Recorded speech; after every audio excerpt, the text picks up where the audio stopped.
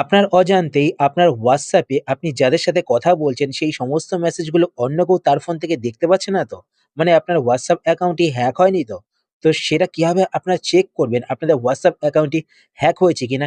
এবং যদি হ্যাক হয়ে থাকে তো আপনাদের WhatsApp অ্যাকাউন্ট থেকে সেই হ্যাকটিকে কিভাবে আপনারা রিমুভ করবেন সেটাই এই ভিডিওতে আমি আপনাদের দেখাবো।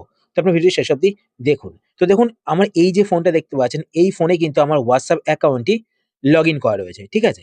মানে এটা হচ্ছে গিয়ে আমার ফোন। আর এই যে ফোনটা দেখতে পাচ্ছেন এটা ধরুন অন্য একজনের ফোন। ঠিক আছে? তো আমি দেখুন আমি আমার এই ফোন থেকে মেসেজ করছি ধরুন এখানে লিখলাম হ্যালো। তো হ্যালো লিখে আমি এই মেসেজটা সেন্ড করছি। তো সেন্ড করার পর দেখুন এখানে দেখুন দেখতে পাচ্ছেন সেম মেসেজ কিন্তু দেখুন এখানে দেখতে পাচ্ছেন সেম মেসেজ কিন্তু শো করছে। সে কিন্তু এখান থেকেই তার ফোন থেকেই আপনারা কাকে কি মেসেজ করছেন বা আপনার ফোনে কি মেসেজ আসছে সেই সমস্ত মেসেজগুলো কিন্তু দেখতে হবে। তো এখানে দেখতে পাচ্ছেন মেসেজটি কিন্তু শো করছে। দেখুন সেম মেসেজ কিন্তু দেখতে পাচ্ছেন ২ টো ফোনেই কিন্তু শো করছে। এবার কথা হচ্ছে গিয়ে কিভাবে আপনারা চেক করবেন আপনাদের WhatsApp অ্যাকাউন্টটি হ্যাক হয়েছে কিনা এবং যদি হ্যাক হয়ে থাকে তো কিভাবে আপনারা আপনাদের WhatsApp অ্যাকাউন্ট থেকে হ্যাক রিমুভ করবেন। তো সেটা দেখানোর আগে আপনার কাছে একটি ছোট্ট রিকোয়েস্ট আপনারা যদি এই চ্যানেলে নতুন হয়ে থাকেন তো চ্যানেলকে সাবস্ক্রাইব করে পাশে বেল আইকনটিকে অল করে রাখবেন। এরকম নতুন ইন্টারেস্টিং ভিডিও নোটিফিকেশন পেতে। আর ভিডিও দেখার পর যদি আপনাদের ভিডিও হেল্পফুল হয়ে থাকে তাহলে অবশ্যই এটি লাইক করে দেবেন।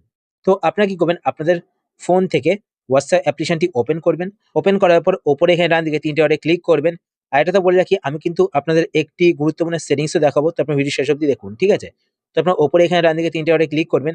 ৩ টে ডটে ক্লিক করার পর এবার আপনার এখানে একটি অপশন দেখতে পাবেন লিঙ্কেড ডিভাইস। তো আপনি লিঙ্কেড ডিভাইস এই অপশনটিতে ক্লিক করবেন। এই অপশনে ক্লিক করার পরে এইবার আপনার নিচের দিকে এখানে দেখতে পাবেন আপনাদের WhatsApp অ্যাকাউন্টটি অন্য কোনো ডিভাইসে লগইন করা রয়েছে কিনা।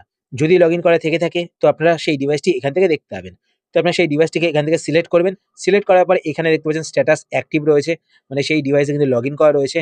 তো আপনারা এখান থেকে লগ আউট করে দেবেন। তো এখানে লগ আউটে ক্লিক করবেন।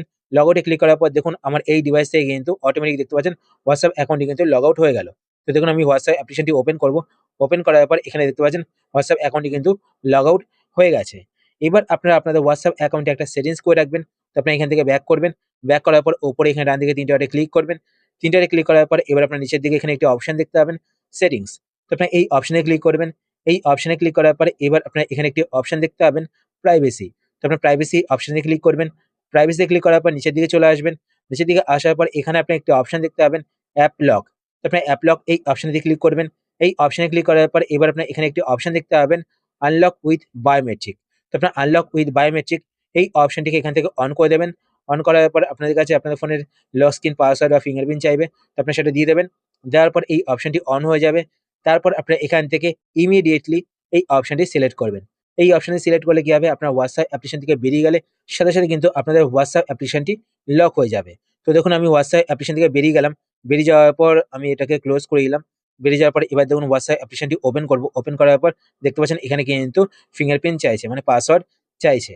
তো এটা কিন্তু আপনারা অবশ্যই করে নেবেন। নইলে কিন্তু আপনাদের ফোনটি কেউ হাতিয়ে নিয়ে আপনাদের WhatsApp অ্যাকাউন্টটিকে আবারও হ্যাক করে নিতে পারে।